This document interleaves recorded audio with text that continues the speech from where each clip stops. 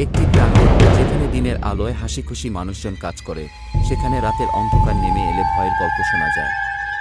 গ্রামের পাশে একটি পুরনো বন ছিল, যা গ্রামের মানুষজন এড়িয়ে চলত। কারণ সেই বনে ছিল এক ভূতের গল্প, যা গ্রামবাসীদের মনকে শঙ্কিত করত। এক সন্ধ্যায় গ্রামের চারজন বন্ধু, রাহুল, নিলয়, মিতা এবং রূপা, পরিকল্পনা করল সেই বনে গিয়ে ভূতের গল্পের সত্যতা যাচাই করার। তারা সকলেই সাহসী ছিল এবং কোনো ভূতে বিশ্বাস করত না। তারা ঠিক করল, রাতের বেলায় বনের ভিতর যাবে এবং যা ঘটবে তা ভিডিওতে ধারণ করবে। বনের ভিতরে প্রবেশ রাতে তারা চারজন মিলে বনের মধ্যে প্রবেশ করল। বনের ভিতর অন্ধকার এবং শীতল বাতাস ছিল, যা তাদের গায়ে কাঁটা দিয়ে উঠল। পাখির ডাক আর গাছের পাতার মর্মধ্বনি ছাড়া আর কোনো শব্দ ছিল না। তারা একটি মশাল জ্বালিয়ে ধীরে ধীরে গভীরের দিকে চলতে থাকল।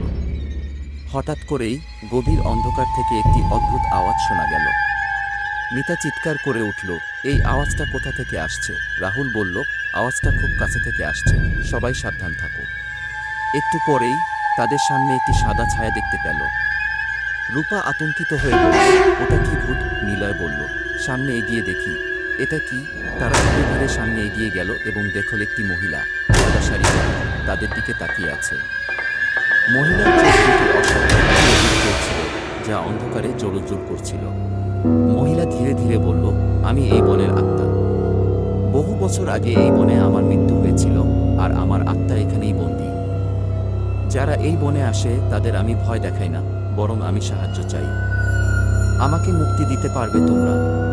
রাহুল বলল, আমরা কিভাবে তোমাকে মুক্তি দিতে পারি? ভূত বলল, বনের শেষ প্রান্তে একটি পুরনো মন্দির আছে। সেই মন্দিরে একটি পূজা করলেই আমার আত্মা মুক্তি পাবে। বন্ধুরা সাহস করে সেই মন্দিরের দিকে এগিয়ে গেল। তারা মন্দিরে গিয়ে পূজা সম্পন্ন করল। পূজা শেষ হওয়ার পর তারা অনুভব করল একটি হালকা বাতাস বয়ে গেল এবং মহিলার আত্মা ধীরে ধীরে ম্লান হয়ে গেল।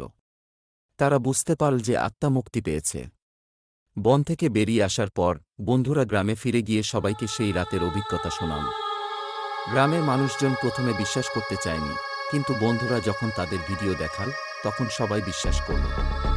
সেই দিন থেকে গ্রামের মানুষজন বনের দিকে আর ভয়ের চোখে তাকায় না এবং রাতে বনকে এড়িয়ে চলার প্রয়োজনীয়তা আর বোধ করে না। মোরাল: সাহস ও একতাবদ্ধ প্রচেষ্টায় যে কোনো ভয়ের মুখোমুখি হওয়া সম্ভব। দয়া করে চ্যানেলটি সাবস্ক্রাইব করবেন, লাইক, শেয়ার ও কমেন্ট করতে ভুলবেন না। আজ এখানেই শেষ করছি, আবারও দেখা হবে অন্য কোনো ভিডিওতে। ধন্যবাদ।